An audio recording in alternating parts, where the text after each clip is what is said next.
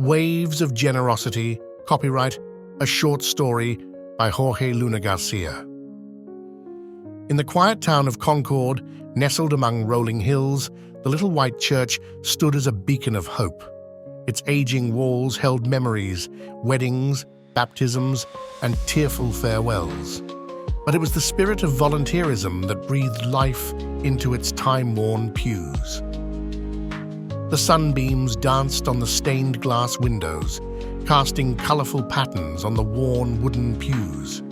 Sarah, a retiree with a heart as warm as the summer sun, hurried down the aisle, her footsteps echoing softly.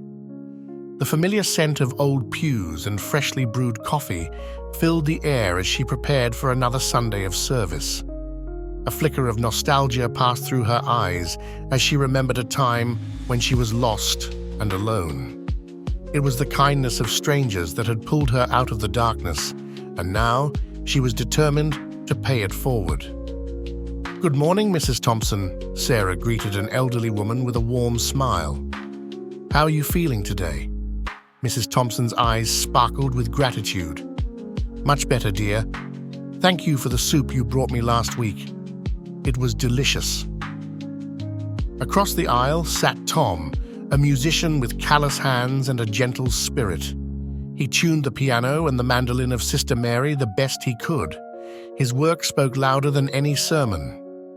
Once an almost famous musician, Tom had given up his career to serve his community. His music was second to none, and his satisfaction came from the smiles his melodies brought to others. "Tom, your music always lifts my spirits," Sister Mary said, her voice filled with admiration. Tom smiled humbly.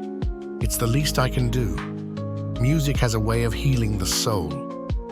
And then there was Virginia, the young storyteller who transformed the Sunday school room with her tales. With a voice that could paint pictures and a boundless imagination, she narrated stories of Noah's Ark, complete with smiling animals and a rainbow arching toward heaven. The children's eyes widened, and faith bloomed like wildflowers. "Look, Miss Virginia, I drew a lion just like the one in your story," a little boy exclaimed, holding up his drawing. Virginia's heart swelled with pride. "That's wonderful, Jimmy. Keep up the great work." But it wasn't just within the church walls that their impact rippled. Sarah visited the nursing home, reading psalms to the elderly. Tom organized a community cleanup day, rallying neighbors to pick up litter and plant flowers. Virginia shared her stories at the local shelter, where broken souls found healing in her words. One chilly winter, the church hosted a coat drive. Sarah collected coats, Tom sorted them by size, and Virginia wrote tags with uplifting messages. As the temperature fell outside, families in need received warmth and love. The church became a refuge, not just for the faithful, but for anyone seeking solace. The ripple effect spread beyond Concord. A homeless man found shelter in the church parking lot, and Sarah shared her homemade soup. A troubled teenager discovered purpose through Tom's tuning of musical instruments. Virginia's stories adorned the school walls, inspiring generations. And so, the little white church stood not as a relic of the past, but as a living testament to volunteerism. Its hymns echoed in the laughter of children, the gratitude of the elderly, and the whispered prayers of those who found hope within its embrace. As Sarah, Tom, and Virginia aged, they knew their legacy would endure.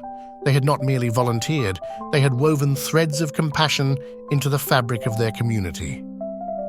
And when the church bell tolled, it carried their names, a sweet melody of selflessness.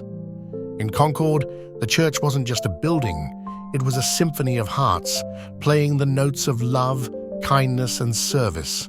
And the ripple effect continued, touching lives far beyond what they could see. May we all find our place in this grand symphony of volunteerism, creating ripples that resonate through time.